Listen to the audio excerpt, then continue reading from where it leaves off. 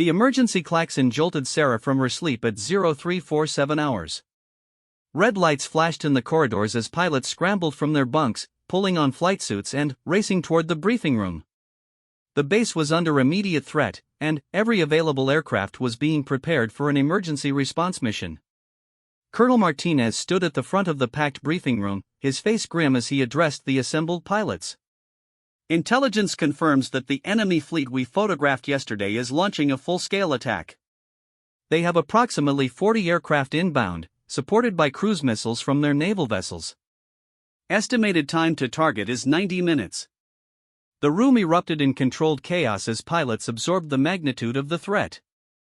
40 enemy aircraft represented a massive force, far larger than anything the base had faced before. The defensive fighters available barely numbered half that count, and they would be facing a coordinated attack from multiple directions. Our primary objective is to break up the incoming strike force before they reach the base, Martinez continued. Secondary objectives include defending the civilian population centers and maintaining control of our airspace. This is not a drill, people. This is the real thing. Major Harrison stepped forward to address his squadron. Falcon Squadron will lead the initial intercept. We'll engage the enemy strike force approximately 60 miles out and attempt to disrupt their formation before they reach the main defensive line. He looked directly at Sarah. Captain Shen, your intelligence analysis was critical to our early warning. What can you tell us about their likely attack patterns? Sarah moved to the front of the room, her mind racing through everything she had observed during the previous day's reconnaissance mission. The enemy's formation and aircraft positioning had provided valuable clues about their tactical doctrine and preferred attack methods. Based on their naval formation and the aircraft types we observed, they're likely using a layered attack approach, Sarah began. Fast attack aircraft will come in low to suppress our air defenses, followed by strike aircraft carrying heavy ordnance for the primary targets. They'll probably split their formation to attack from multiple directions simultaneously. She pointed to the tactical display showing the approaching threat. The key weakness in their plan is coordination.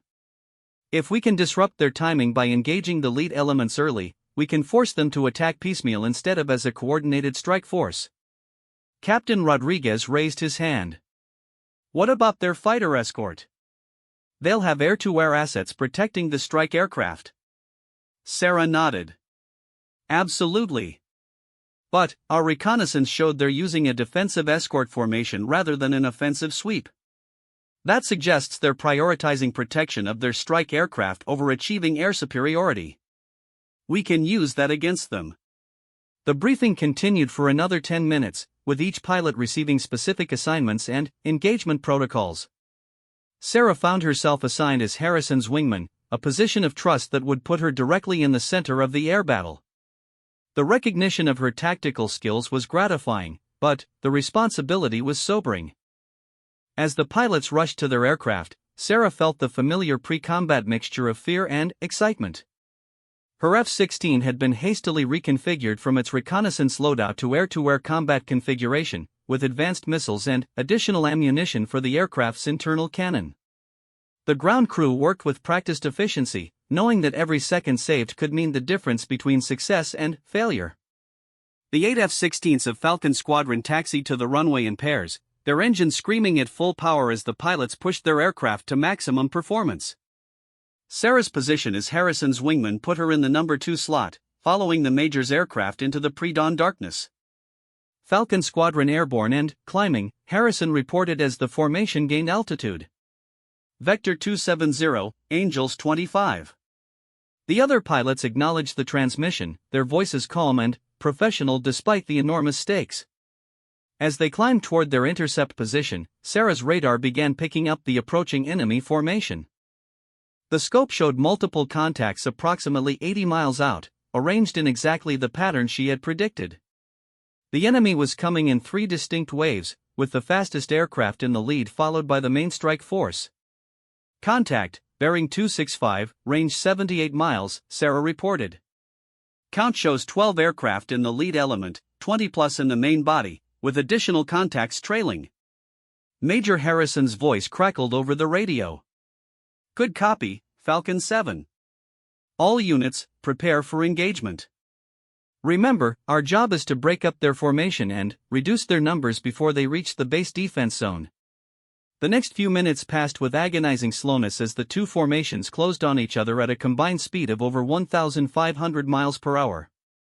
Sarah ran through her weapons systems checks, ensuring that her missiles were armed and ready, while simultaneously monitoring the tactical situation and preparing for the violent aerial combat that was about to begin. Falcon lead element is splitting into 3 groups, Sarah observed. Looks like they're trying to spread our defensive coverage. This was exactly what she had expected based on their tactical analysis, but seeing it develop in real time was both satisfying and terrifying. Harrison made a quick tactical decision. Falcon 1 and 2 will engage the northern group.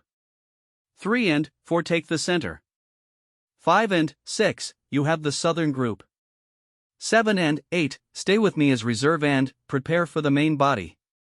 Sarah acknowledged the order while internally noting the wisdom of Harrison's approach. By keeping herself and Lieutenant Morrison in reserve, Harrison was maintaining tactical flexibility while ensuring that their most experienced air-to-air pilots engaged the immediate threats. The first missile launch came from the enemy formation at maximum range, a desperate attempt to disrupt the F-16s before they could close to effective firing distance. Sarah watched the missile's trajectory on her display, calculating that it would pass harmlessly between the American aircraft if they maintained their current course. "Missile in the air, no threat," she called out, providing reassurance to the other pilots who might not have had time to analyze the shot. Seconds later, Captain Rodriguez achieved the first kill of the battle, his radar-guided missile finding its target in the enemy's northern group. The explosion lit up the pre-dawn sky like a brief star, and the enemy aircraft disintegrated in a ball of orange flame. Splash 1. Rodriguez called out, his voice filled with grim satisfaction.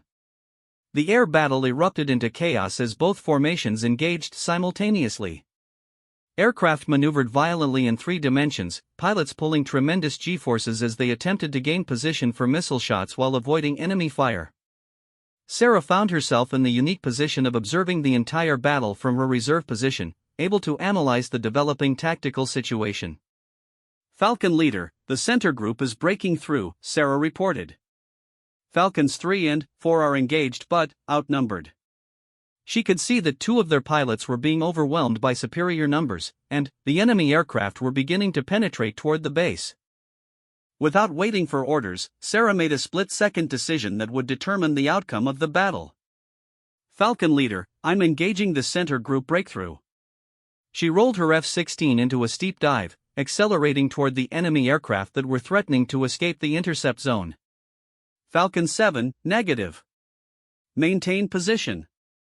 Harrison commanded, but Sarah was already committed to her attack run.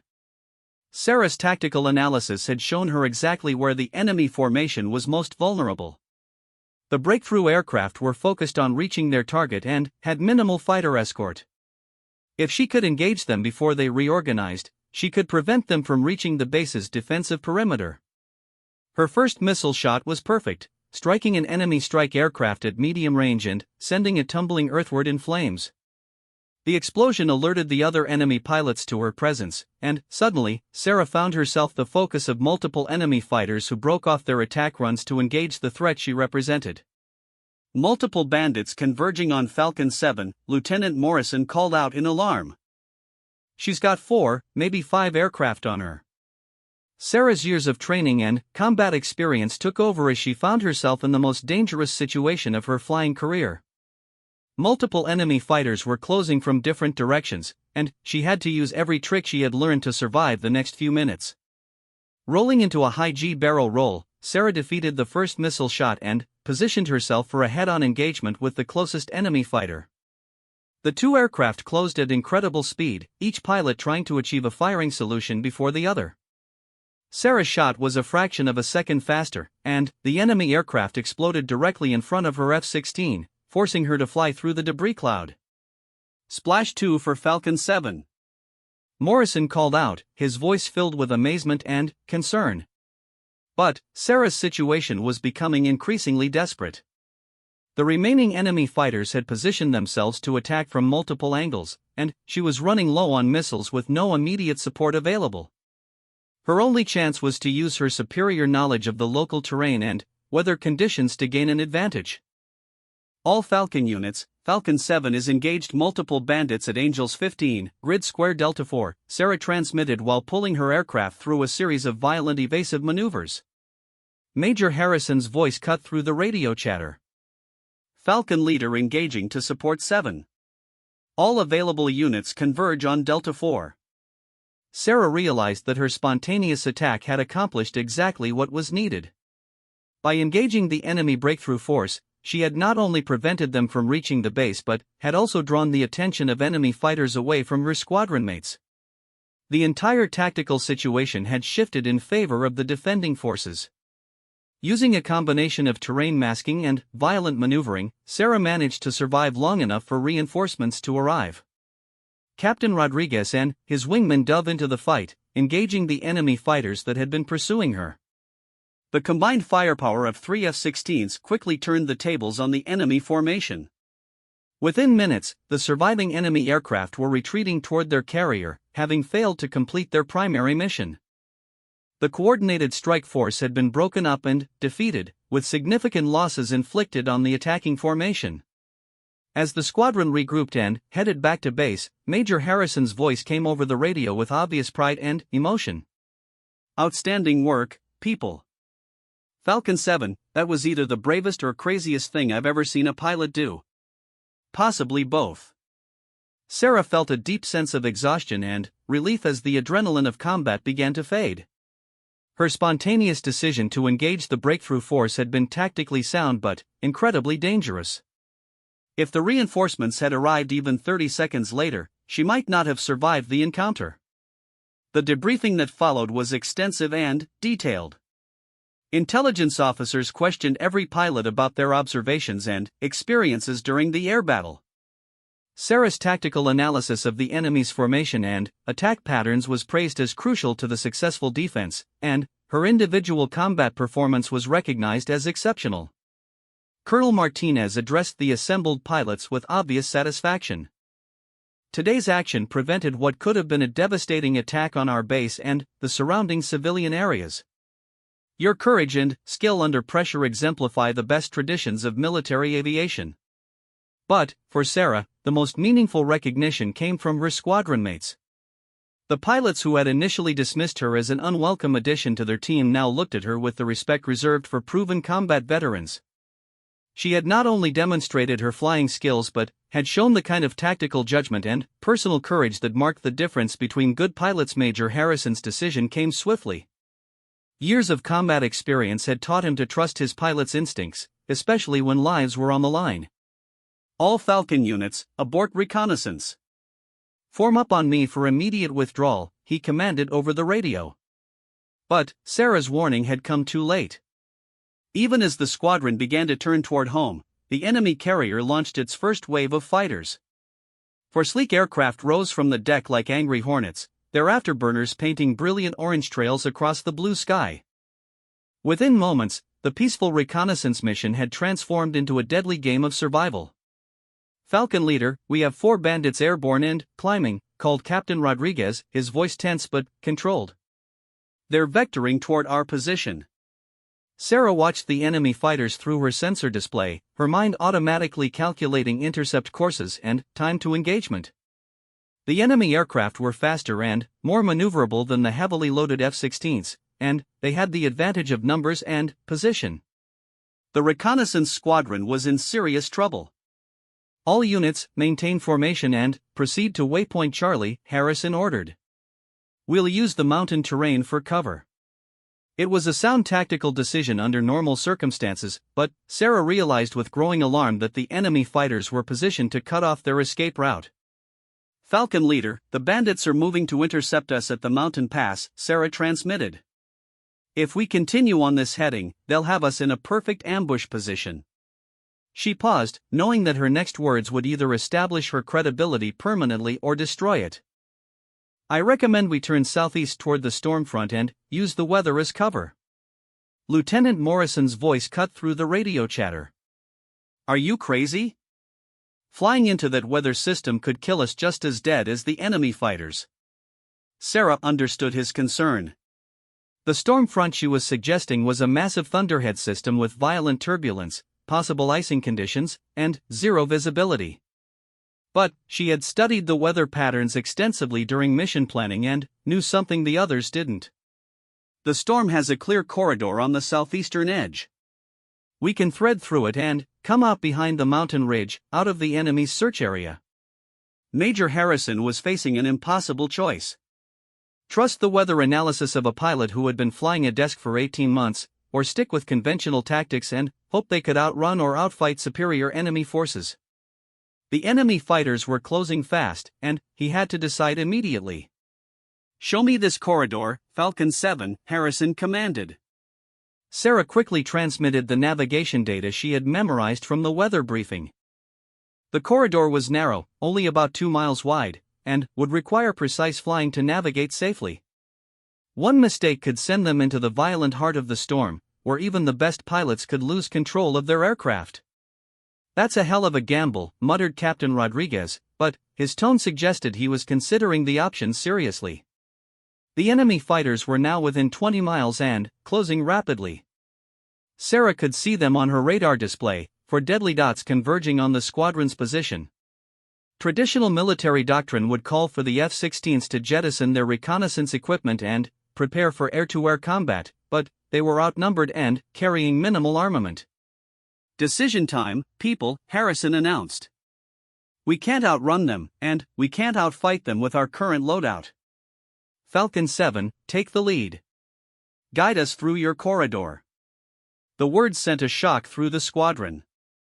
No one had expected Harrison to turn over tactical leadership to the unknown pilot, especially under such dangerous circumstances. But Sarah didn't have time to savor the moment of vindication. Lives depended on her ability to navigate the treacherous weather system. "Copy, Falcon leader. All units, form up on me and follow my exact flight path. The margins for error are minimal." Sarah banked her F-16 toward the towering storm clouds, her heart pounding as she committed herself and 7 other pilots to a course of action that could save them or destroy them. The storm front loomed before them like a massive gray wall, its upper reaches extending far above their service ceiling. Lightning flickered within the clouds, and Sarah could feel the first hints of turbulence as they approached the outer edges of the weather system. Behind them, the enemy fighters continued their pursuit, now only 15 miles away. "Entering the corridor now," Sarah announced, her voice steady despite the adrenaline coursing through her system. She adjusted her heading by 3 degrees, following the narrow path of relatively stable air that she had identified from the weather data. The corridor was exactly where she had predicted, but it was even narrower than she had hoped. The squadron entered the storm in tight formation, with each pilot following the aircraft ahead of them with precise focus. The outside world disappeared into a gray maelstrom of clouds and turbulence. Sarah's instruments became her only connection to reality as she navigated by compass heading and altitude, trusting in her calculations and the accuracy of the weather forecast.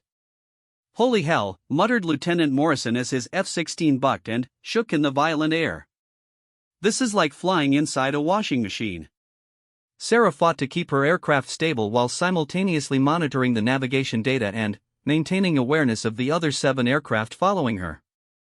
The corridor was proving even more challenging than anticipated, with sudden wind shears and pockets of severe turbulence that threatened to throw the formation into chaos. "Falcon 7, I'm getting some serious icing on my wings," reported Captain Rodriguez. "How much further through this nightmare?" Sarah checked her navigation display and calculated their progress through the storm corridor. They were halfway through, but the most dangerous part was still ahead. The weather data showed a section where the corridor narrowed to less than a mile, with violent downdrafts on both sides that could slam an aircraft into the ground.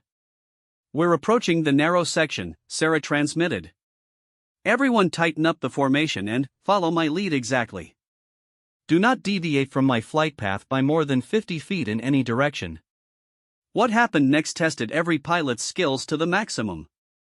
The corridor suddenly constricted, and Sarah found herself flying through a tunnel of violent weather with walls of turbulence on either side. The slightest navigation error would send them into conditions that would tear their aircraft apart. Sarah's years of training and experience took over as she made constant micro-adjustments to her flight path, reading the subtle signs in her instruments that indicated the safest route through the chaos. Her hands moved with practiced precision on the controls, making the tiny corrections necessary to keep them in the narrow band of survivable weather. Behind her, 7 experienced pilots followed with absolute trust, their lives depending entirely on Sarah's ability to navigate the impossible conditions.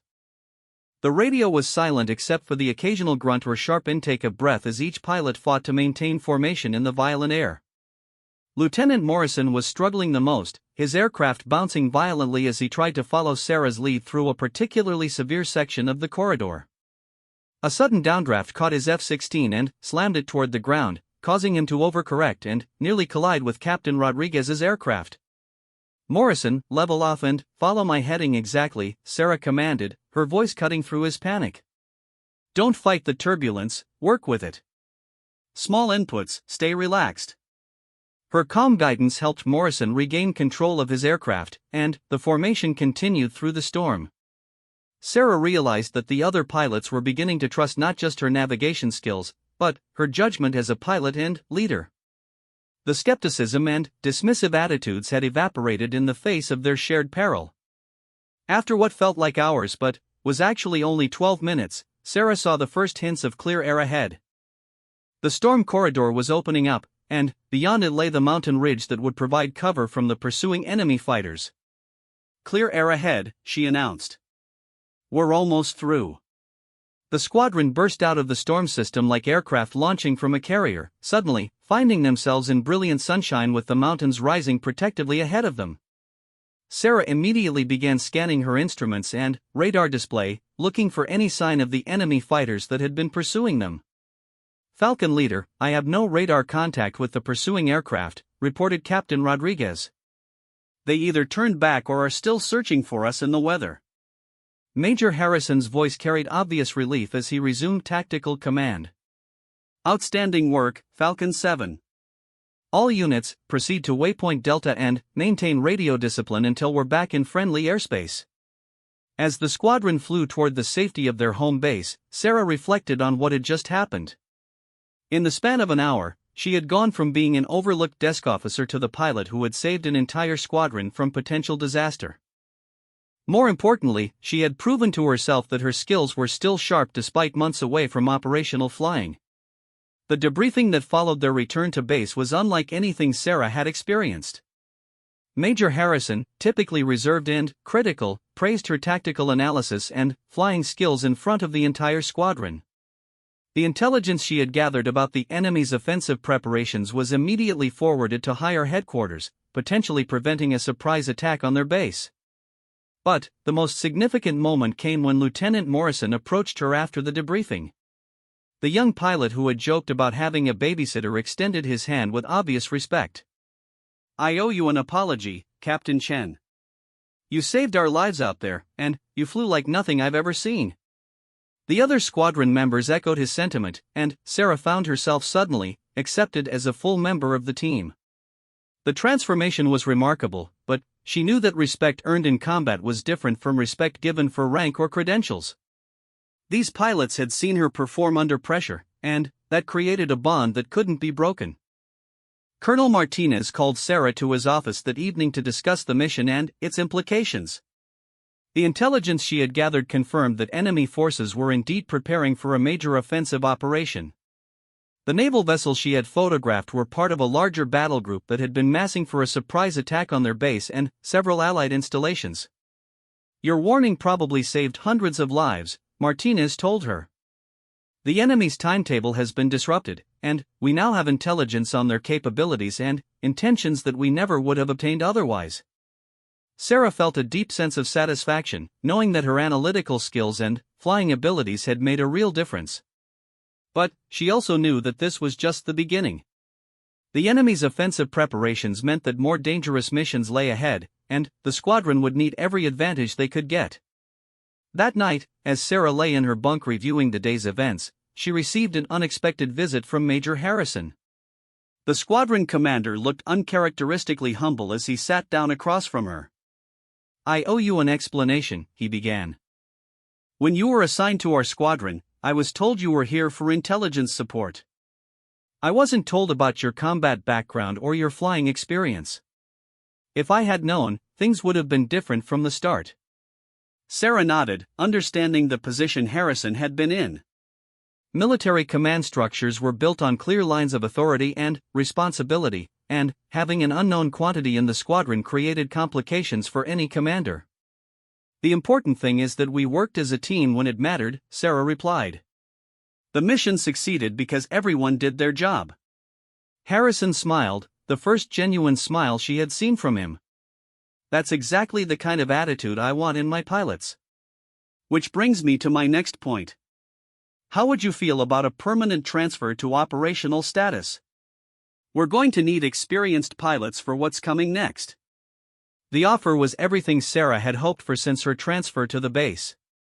A return to operational flying meant a chance to use all of her skills and training in service of her country and her fellow pilots. But it also meant accepting the risks and responsibilities that came with combat operations.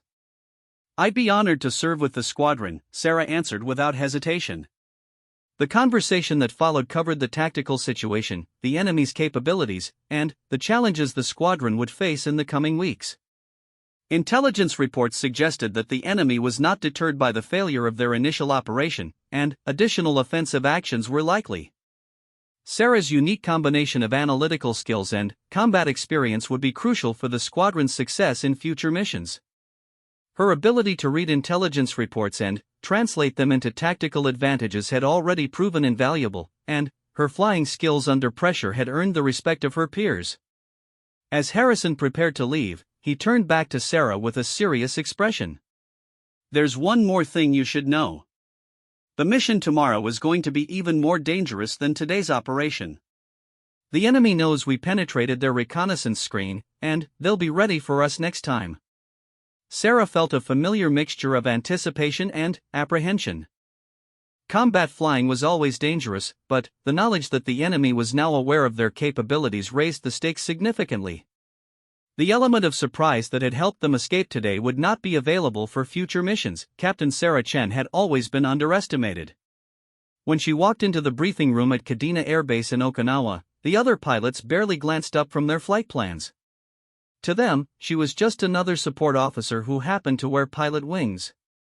They saw a petite woman in her early 30s with quiet mannerisms and assumed she was probably flying transport missions or weather reconnaissance. The truth was far different. Sarah had graduated top of her class from the Air Force Academy, earned her wings with distinction, and had logged over 2,000 combat hours flying F-16 Fighting Falcons in multiple theaters. But she had spent the last 18 months working desk assignments, analyzing flight patterns and enemy movements from behind a computer screen.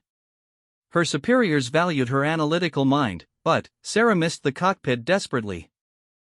The squadron she was temporarily assigned to was led by Major Rick Harrison, a veteran pilot with 15 years of experience and a reputation for being skeptical of anyone who hadn't proven themselves in his unit. His team consisted of 8 elite pilots, all men, who had been flying together for over 2 years. They operated like a well-oiled machine, completing dangerous reconnaissance missions along the disputed territories near the South China Sea. During morning briefings, Sarah would sit quietly in the back, taking notes and providing intelligence updates. The other pilots barely acknowledged her presence. Lieutenant Jake Morrison, the squadron's youngest member, once joked that they had gotten a babysitter from headquarters. The comment stung, but Sarah kept her composure. She had learned long ago that proving herself required patience and the right opportunity. What none of them knew was that Sarah had been quietly studying their flight patterns, their formations, and their tactical approaches. During her off hours, she spent time in the simulators, keeping her combat skills sharp. She practiced emergency maneuvers, studied the latest enemy aircraft specifications, and memorized every possible scenario that could go wrong during a mission. The base commander, Colonel Martinez, was one of the few people who knew Sarah's full background. He had specifically requested her transfer to this unit, but he kept her true capabilities confidential. There were rumors of increased enemy activity in the region, and he wanted someone with Sarah's unique combination of tactical analysis skills and combat experience embedded with the squadron. Sarah's roommate, Lieutenant Amy Foster, was a helicopter pilot who had befriended her shortly after her arrival. Amy was one of the few people Sarah confided in about her frustration with being sidelined. "They'll see what you're made of eventually," Amy would say during their evening runs around the base perimeter. "You just need the right moment to show them." The opportunity Sarah had been waiting for came sooner than expected. Intelligence reports indicated that enemy forces were planning something significant in the contested airspace. Satellite imagery showed unusual aircraft movements, and communications intercepts suggested a major operation was imminent. The squadron was tasked with a high-priority reconnaissance mission to gather detailed information about enemy positions and capabilities. Major Harrison called a special briefing for 0600 hours. The entire squadron gathered in the secure briefing room, their faces serious as they studied the mission parameters on the large display screen. The target area was approximately 200 nautical miles southeast of their base, in international waters that had become increasingly volatile. "This is not a routine mission," Harrison began, his voice carrying the weight of command. "Intelligence suggests the enemy is massing forces for a potential offensive. We need detailed reconnaissance of their naval and air assets in grid sectors Charlie through Hotel." He pointed to the map, highlighting the areas of interest. The mission would require the squadron to fly in tight formation, penetrating contested airspace while maintaining radio silence. Each pilot would be responsible for gathering specific intelligence using their aircraft's advanced sensor packages. The data would be crucial for determining the enemy's intentions and capabilities.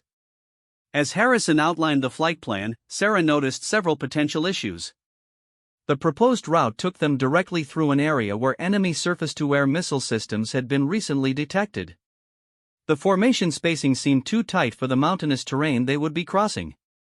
Most concerning was the assumption that they would face minimal air-to-air threats, despite recent reports of increased enemy fighter activity. Sarah raised her hand tentatively. "Major, I've been analyzing the intelligence reports, and I think we should consider some modifications to the flight plan." The room fell silent, and she could feel the eyes of every pilot on her. Harrison's expression was unreadable as he nodded for her to continue. "The proposed route takes us through Sector Delta 7, where satellite imagery from yesterday shows possible mobile SAM deployments," Sarah explained, moving to the front of the room. "If we adjust our approach by 15 degrees and use the mountain ridge as cover, we can avoid the threat envelope while still maintaining our reconnaissance objectives." Lieutenant Morrison rolled his eyes. "Are we really going to change our entire mission plan based on maybes and possibilities?" Several other pilots murmured in agreement. Sarah felt her face flush but pressed on. Additionally, the formation spacing might be problematic given the terrain. The mountain passes in that area create significant turbulence, and if we encounter enemy fighters, our current spacing won't allow for effective defensive maneuvering. Major Harrison studied the map for a long moment. Sarah held her breath, expecting to be dismissed or told to stay in her lane. Instead, he nodded slowly. "Show me your alternative route." For the next 20 minutes, Sarah outlined her proposed modifications to the mission plan. She had clearly done her homework, presenting detailed analysis of weather patterns, terrain features, and enemy capabilities. Her suggestions were tactical, well-reasoned, and demonstrated a deep understanding of air combat operations. When she finished, Harrison looked around the room at his pilots. "Questions or comments?" The silence was deafening. Finally, Captain Steve Rodriguez, the squadron's most experienced pilot after Harrison, spoke up. "The route makes sense. The intel analysis is solid." Harrison made his decision. "We'll use Captain Chen's modified flight plan. Brief your individual assignments and be ready for takeoff at 0800. As the pilots filed out of the briefing room, Sarah felt a mixture of relief and anticipation. She had finally gotten their attention, but the real test was still ahead. Back in her quarters, Sarah meticulously prepared for the mission. She studied every detail of the modified flight plan, rehearsed emergency procedures, and double-checked her aircraft's systems. This mission would be her first time flying with the squadron, and she knew that one mistake could undo any credibility she had gained. As she walked to the flight line, Sarah noticed that the other pilots were looking at her differently. The dismissive glances had been replaced by curious, appraising looks. Lieutenant Morrison even nodded as she passed, a small gesture but significant given his earlier skepticism. The F-16 stood ready on the tarmac, their sleek forms gleaming in the early morning sun.